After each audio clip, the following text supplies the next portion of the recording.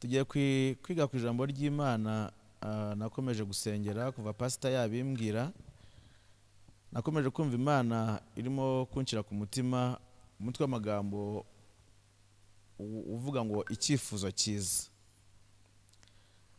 Bibiliya irimo kwisoma usanga icyifuzo cy'umukiranutsi ari igitekerezo cy'Imana, kiba kivuye ku Mana. Icyifuzo cy'umukiranutsi ikintu yifuza ntabwo kiba ari ikintu kivuye mu muntu w'umupagani, ntabwo ashaka kwifuza ikintu kibi, kuko aba ayobowe n'umwuka w'Imana, kandi umwuka w'Imana niwo umutera kwifuza gutyo. Rero icyifuzo cy'umukiranutsi ku rundi ruhande kiba ari igitekerezo cy'Imana. Rero numvise Imana cyangwa se umwuka wera arimo kunshyira ku mutima ikintu cyitwa icyifuzo cyiza mu buzima bw'umuntu, kwifuza ku buryo no kujya mu ijuru ari ikintu twifuza, ku buryo no kuzabona Imana ni ikintu twifuza, kuzabana na Yesu ni ikintu twifuza. Ni ukuvuga ngo mu by'ukuri iyo tugiye mu kwizera ni reality, ariko twagaruka ni ikintu twifuza, twumva imitima yacu ishaka. Dutegereje Imana ko izabikora kandi tuyifite icyizere ko izabikora. Ariko numvise Imana irimo kunyemeza ngo tuganire ku kintu cyitwa kugira icyifuzo cyiza. Ibyaha byose abantu bakoze byagiye bituruka mu kwifuza, bagasoza babikoze ibyo bifuzaga bikabahindukira ukuri cyangwa se bakabishyira mu ngiro, ariko mu by'ukuri byose bitangira ari icyifuzo. Uyu munsi wa none ufite umugabo cyangwa se akaba afite umugore, nuko hari igihe kigeze kubaho akicara akumva yifuza kuba hatari wenyine. Icyo byamusabaga aragikora, bisoza bimubereye ukuri, asoza koko cya cyifuzo cye kibaye impamo. Nyuma yo gushaka natangajwe nuko umuntu ahita yifuza kugira abana, bigasoza agerageje gushaka abana, ndetse no mu gihe umudamu atwite ukabona ashaka gukora buri kintu cyose gishoboka kugira ngo umwana ye guhungabana cyangwa se ngo nyina ahungabane, kuko uba ufite icyifuzo cyo kugira ngo urugo rwanyu ruzemo umwana. Nasanze ubuzima bw'umuntu butangira mu kwifuza bukazanasoreza mu kwifuza. Biragoye ko umuntu yakirinda kwifuza. Sinzi ko umuntu yaba atagira icyifuzo, keretse yenda waba afite ubundi burwayi, cyangwa se yenda akaba afite ukundi kuntu abaho ntazi neza ukuntu byagenda, ariko byanga byakunda umuntu mu miterere ye n'uburyo Imana yamuremye harimo ikintu cyitwa kwifuza. Umuntu aba ari aho ngaho akodesha akifuza kuzagira inzu, umuntu aba amaze kubona inzu akifuza kugira iyo akodesha. Mu by'ukuri biragoye ko umuntu yaba hatifuza, ariko icyifuzo gikwiye kuba ari icyifuzo kizweho, kugira ngo byibuze umuntu najya kwifuza yifuze neza. Hari subtitle naje kuvuga ngo amahitamo ashingiye ku murimo wa Kristo.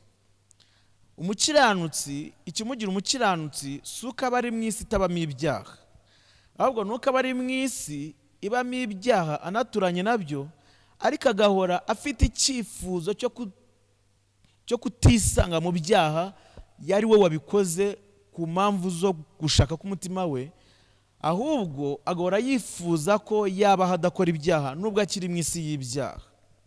Icyifuzo cyiza ni amahitamo ashingiye ku murimo Yesu yakoze.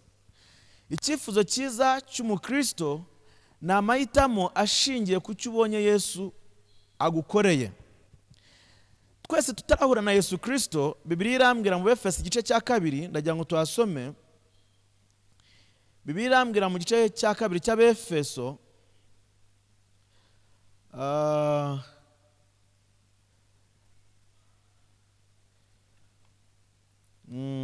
hari umutwe w'amagambo uvuga ngo gukizwa ni ubuntu. Turasoma 30 yonyine. Umurongo wa mbere avuga ngo namwe yarabazuye mwebwe abari bapfuye muzize ibicumuro n'ibyaha byanyu, ibyo mwagenderagamo kera mukurikiza imigenzo y'iyi si, mugakurikiza umwami utegeka ikirere uwo mwami akaba ari we mwuka ukorera mu batumvira. Ngo kandi twese twahoze muri bo dukurikiza ibyo kamere yacu yifuza, tugakora ibyo kamere n'imitima byacu byishakira, byifuza kandi byishakira, kandi ku bwa kavukire yacu twarabo kugirirwa umujinya nk'abandi bose. Imana yacu ishimwe. Ndagira ngo nongere mbibutse ko ndimo kuvuga ku kintu umwuka yashyize ku mutima wanjye cyitwa icyifuzo cyiza. Na Bibiliya iravuze ngo namwe yarabazuye mwebwe abari bapfuye muzize ibicumuro bitari ibyaho tuvuka n'ibyaha by'abantu duturanye, oya ahubwo twari tuzize ibicumuro n'ibyaha byacu twebwe ubwacu, ngo ibyo twagenderagamo kera dukurikiza imigenzo y'iyi si, tugakurikiza umwami utegeka ikirere, kandi uwo mwami utegeka ikirere niwe mwuka ukorera mu batumvira. Ngo kandi natwe twese twahoze muri bo dukurikiza ibyo kamere yacu yifuza, icyifuzo,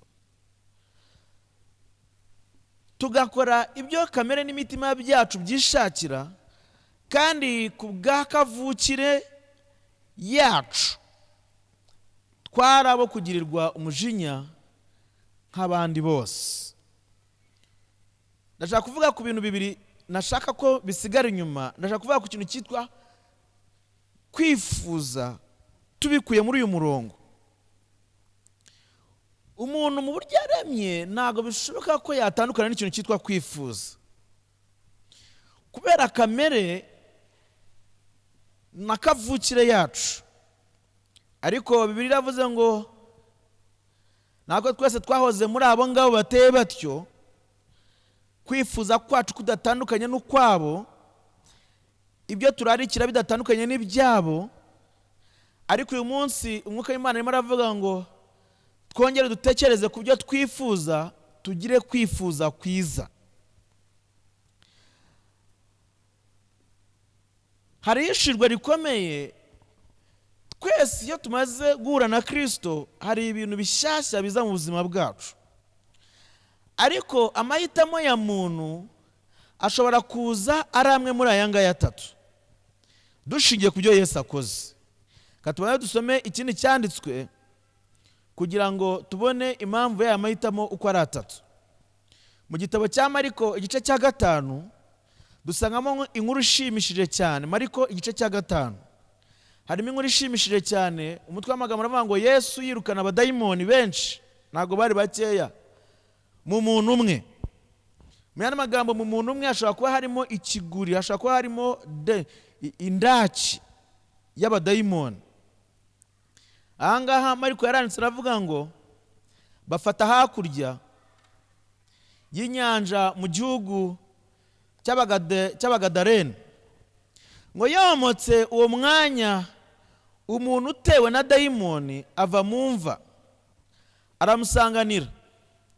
Yabaga mu mva, nta wari ukibona icyo ashobora kumubohesha naho waba umunyururu, ngo kuko kenshi bamubohesheje ingoyi y'amaguru n'iminyururu y'amaboko, maze ingoyi akayicagagura n'iminyururu akayivunagura, ntihagira umuntu ubasha kumubohesha, ntihagira umuntu ubasha kumubohesha, ngo iteka ryose ku manywa na nijoro.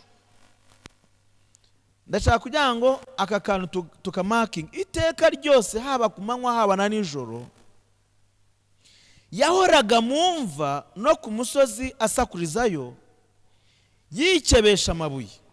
Abonye Yesu akiri kure arirukanka aramupfukamira. Amahitamo ya mbere, ataka ijwi rirenga ati, duhuriye he Yesu mwana w'Imana isumba byose? Nkurahirije Imana ntunyice urupfu n'agashinyaguro. Kuko yari amubwiye ati, dayimoni we muvemo. Aramusubiza ati, witwa nde? Undi ati, ingabo niryo zina ryanjye kuko turi benshi. Aramwinginga cyane ngo atabirukana muri icyo gihugu. Icyo ni icyifuzo cy'abadayimoni. ntutwirukane muri iki gihugu. Kuri uwo musozi hari umugana w'ingurube nyinshi zirisha. Nuko baramwinginga bati, abadayimoni binginga Yesu bati, twohereze muri ziriya ngurube tuzinjiremo. Ntabwo bigeze basobanura icyo bari bagiye kuzikorera, ahubwo bashakagaho kujya gusa. Arabakundira, abadayimoni bamuvamo binjira muri izo ngurube. Umugana wirukira ku gacuri, zisuka mu nyanja, zihotorwa n'amazi, zari nk'ibihumbi 2.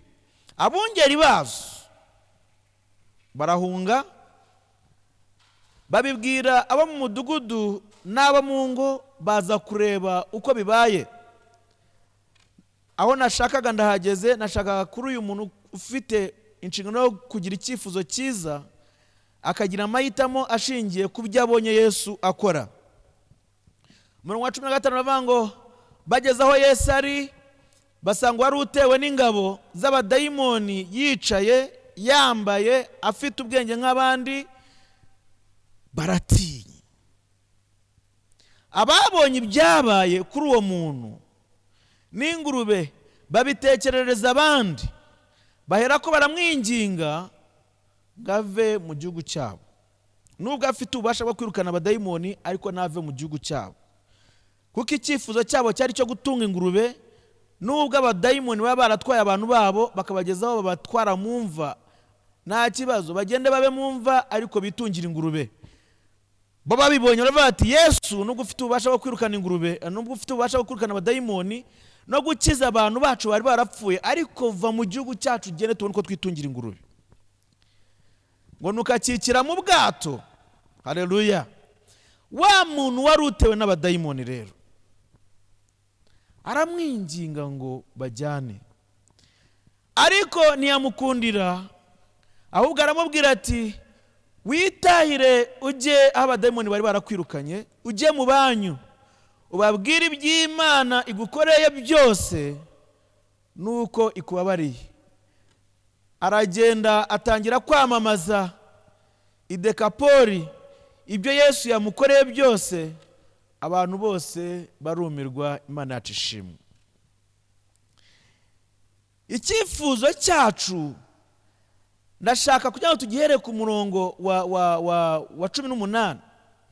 Yesu yari amaze kuzura uwari umaze igihe kinini apfuye urupfu, yishwe n'abadayimoni, kandi umuryango avukamo na karitsiye yari atuyemo n'abantu bari bamuzi, bari bazi ibyamubayeho, bitungiye ingurube, barimo korora ibindi bitandukanye, abandi bakora imirimo itandukanye, ariko nta wari wakagize ububasha bwo kumukiza icyari cyaramukuye mu bantu bazima.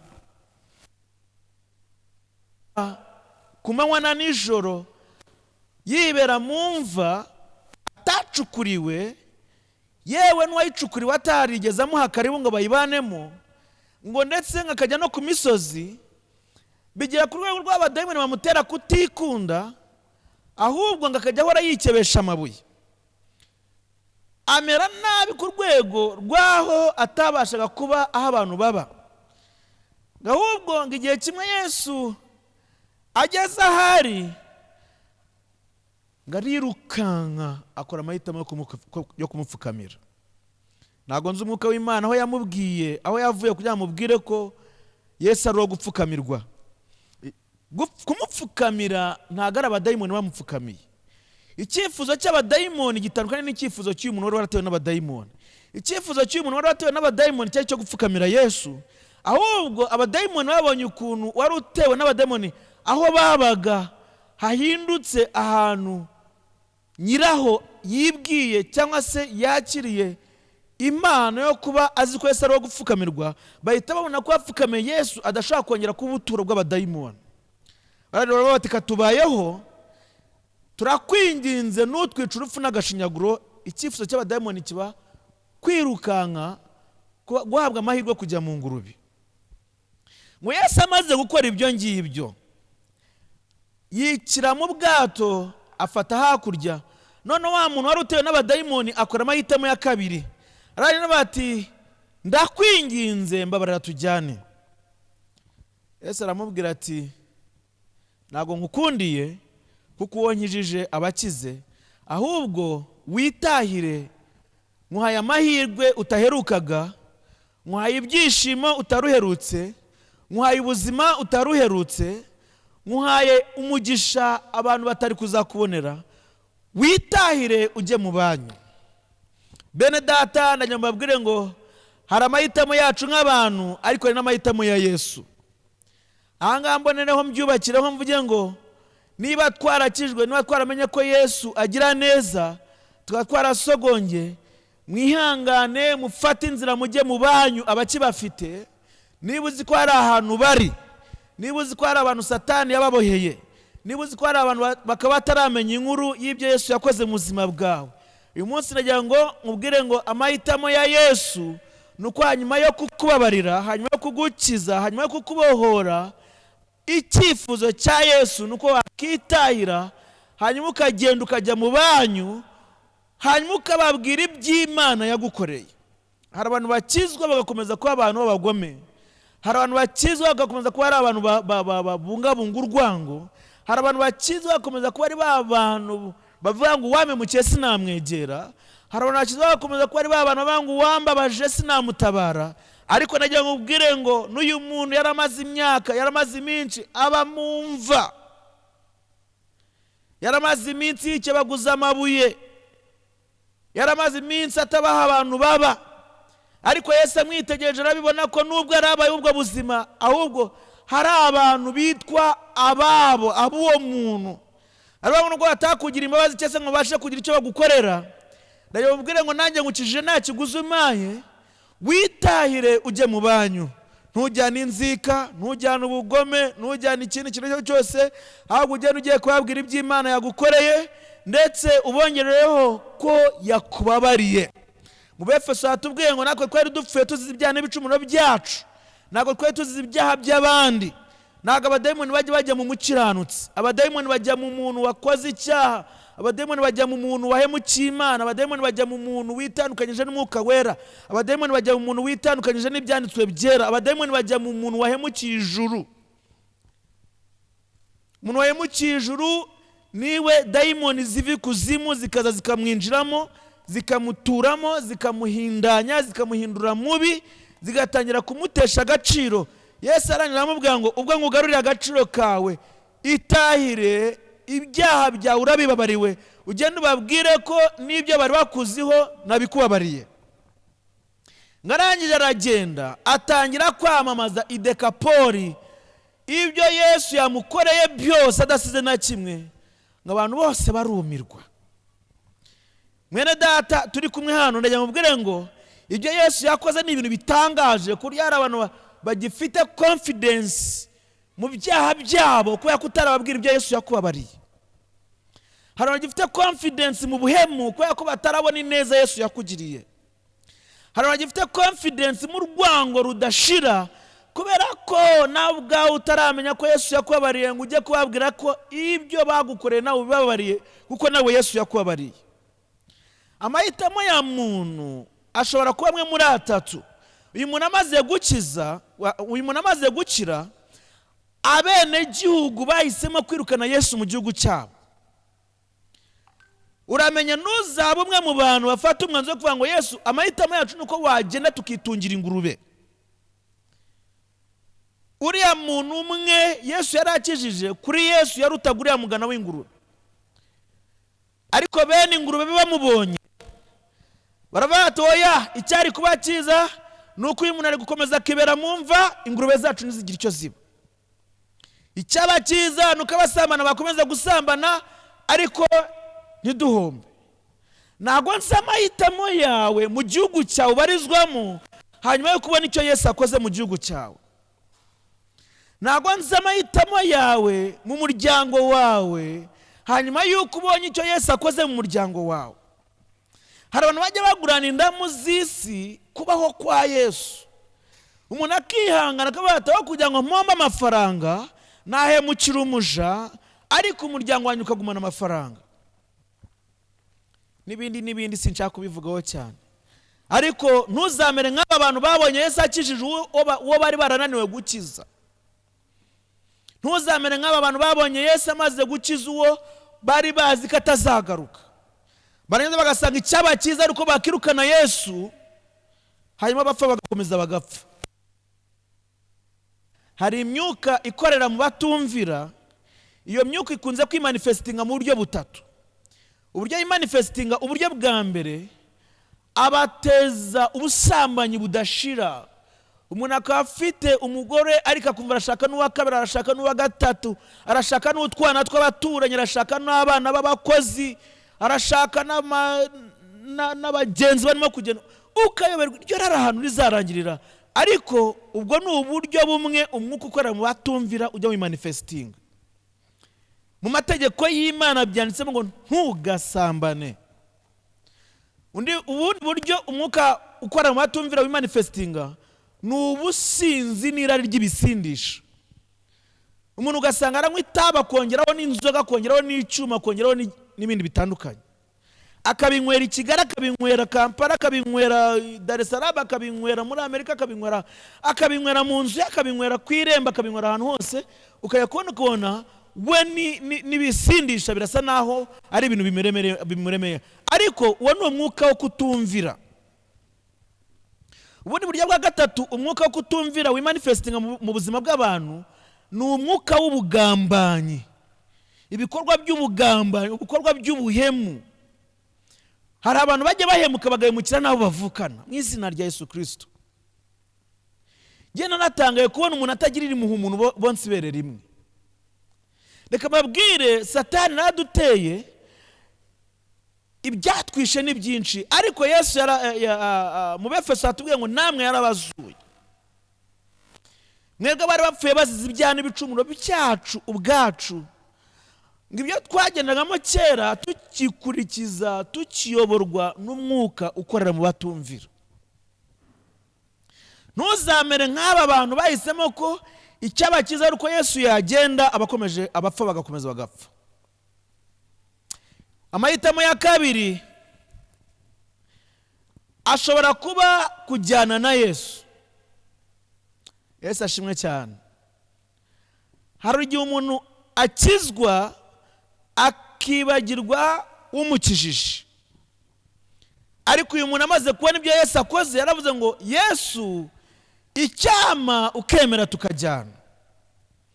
Ngo Yesu arangira amubwira ati oya, ntabwo turi bujyane, ahubwo genda ugiye mu banyu babwire ibyo Imana igukoreye, unababwire ko Yesu icyo yakoze ari kukubabarira.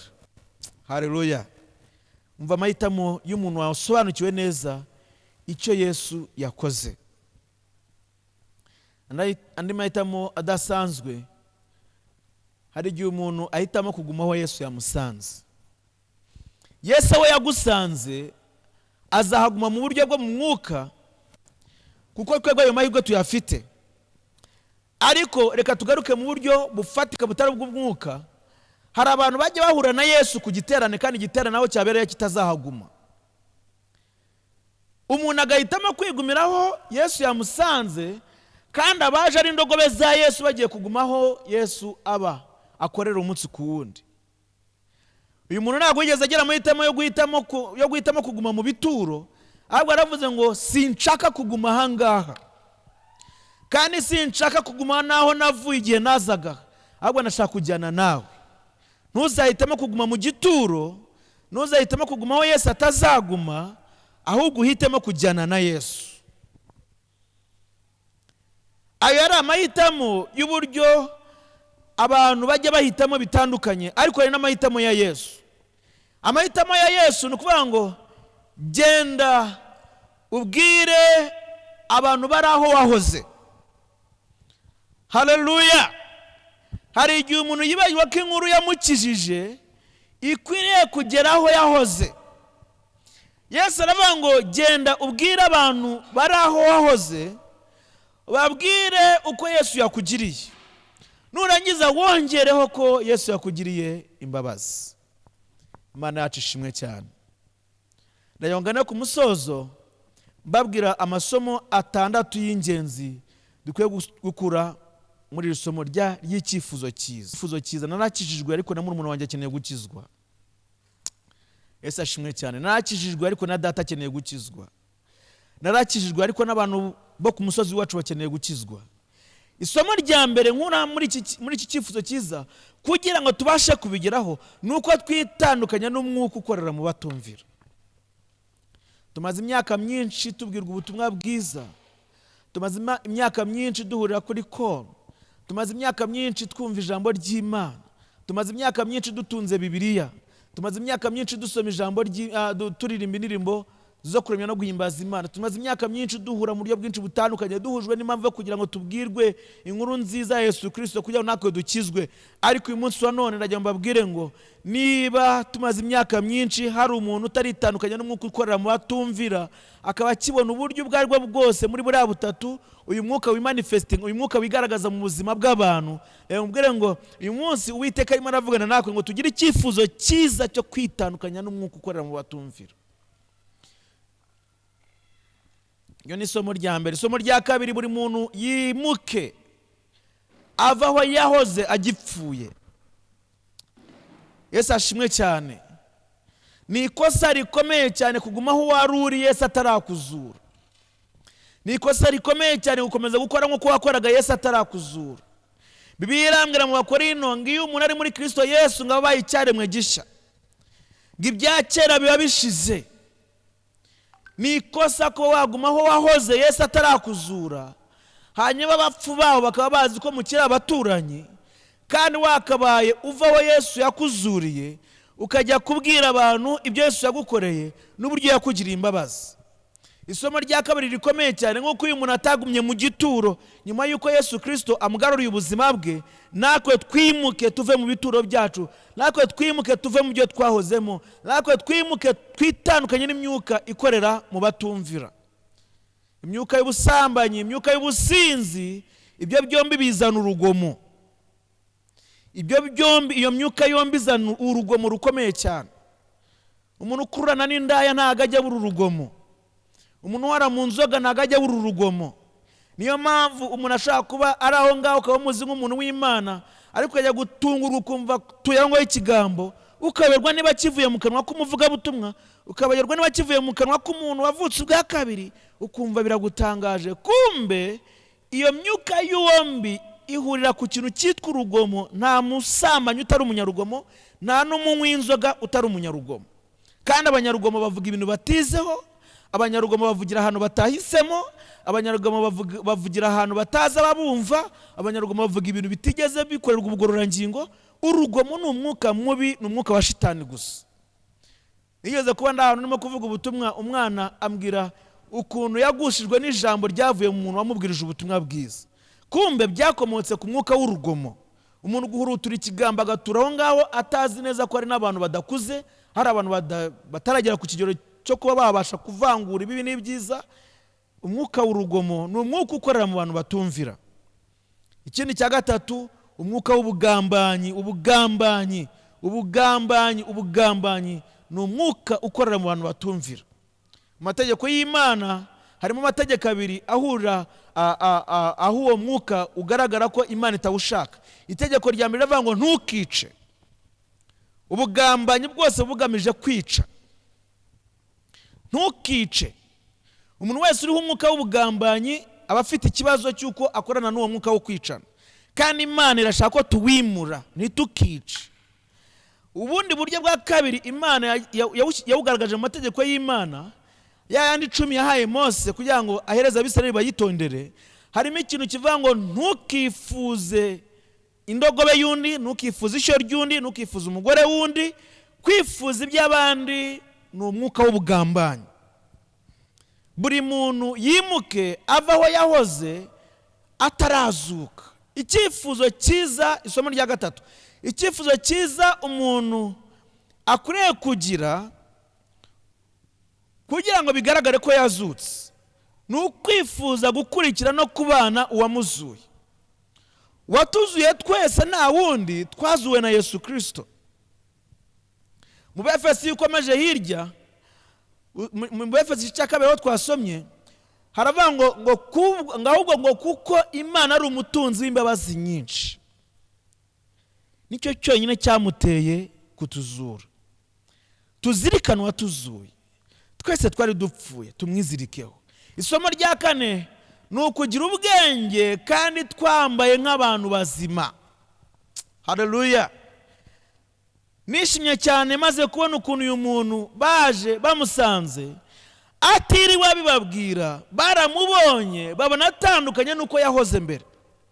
Mbere bari bamuzi nk'umuntu utajya yambara, mbere bari bamuzi nk'umuntu utagira ubwenge, ariko bamaze kumubonaho Yesu yamuzuriye, yamuhaye ubuzima, yamwirukanyemo abadayimoni. Bibiliya iravuga ngo bamubonye ngo basanga ngo yambaye afite ubwenge nk'abandi. Bene data, hari ibintu bitagombera ko abantu tubabwira ko twazutse.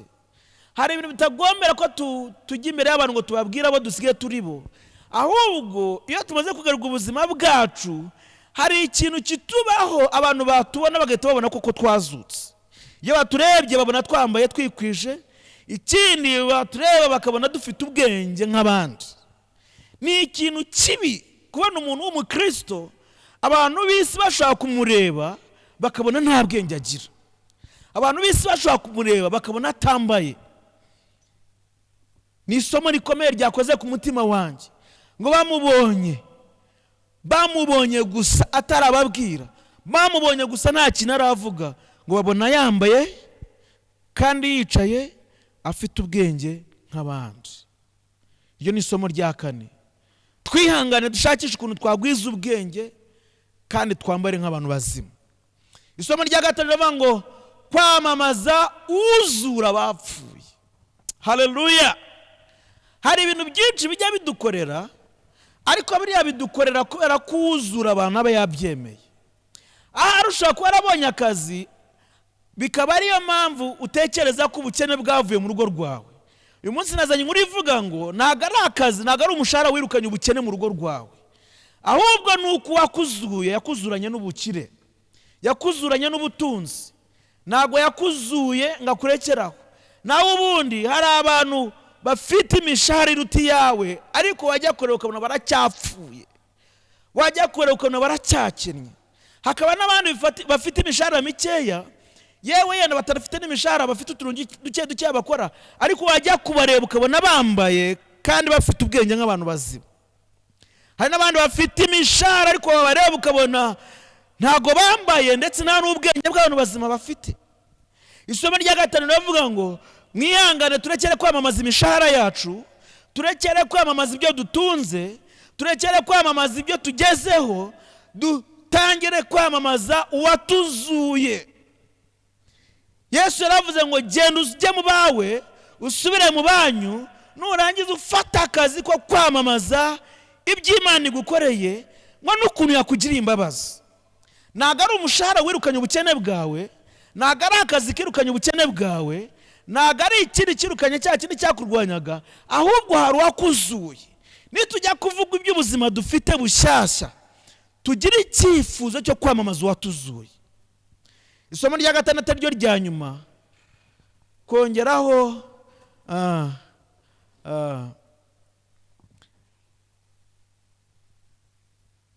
kongeraho ko ibyaha byacu ari byo yatubabariye.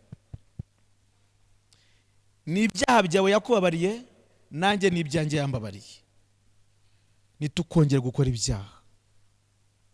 Haleluya. Ni ibyawe yakubabariye, nanjye ni ibyanjye yambabariye. Ndasoza mvuga ngo ntitukongere gukora icyaha ukundi. Gira icyifuzo uyu munsi cyo kutongera ku munyabyaha. Haleluya. Gira icyifuzo cyiza uyu munsi cyo gutandukana n'inzoga. Gira icyifuzo cyiza uyu munsi cyo gutandukana n'ubusambanyi. Gira icyifuzo cyiza uyu munsi cyo gutandukana n'umwuka w'ubugambanyi. Gira icyifuzo cyiza uyu munsi cyo kwimuka aho wahoze. Gira icyifuzo cyiza uyu munsi cyo kwamamaza uwakubabariye akagukiza ibyo wakize. Imana yo mu ijuru ibahe umugisha. Shalom shalom. Munyemerere dusenge. Mana, tugwaye icyubahiro kuko uri Imana iganije imitima yacu kugira icyifuzo cyiza cy'abavutse ubwa kabiri. Ijambo ryawe ribitwemeza neza rikatubwira ngo iyo umuntu ari muri Kristo Yesu abahindutse icyaremwe gishya.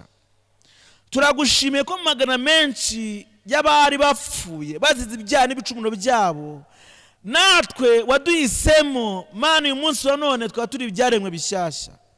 Turagusaba ngo utwemerere tugire icyifuzo cyiza cyo gutandukana n'ibyaha, cyo gutandukana n'aho twahoze, cyo gutandukana n'ibigirwamana, cyo gutandukana n'ibindi byose bitari Kristo Yesu.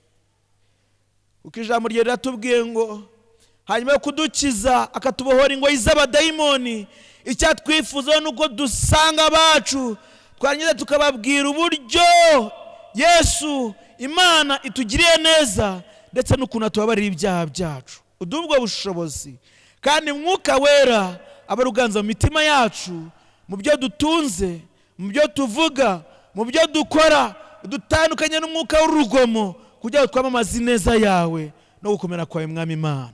Icyubahiro kibi cyawe none iteka ryose mu isi no mu ijuru mu izina rya Yesu Kristo urakoze. Amen.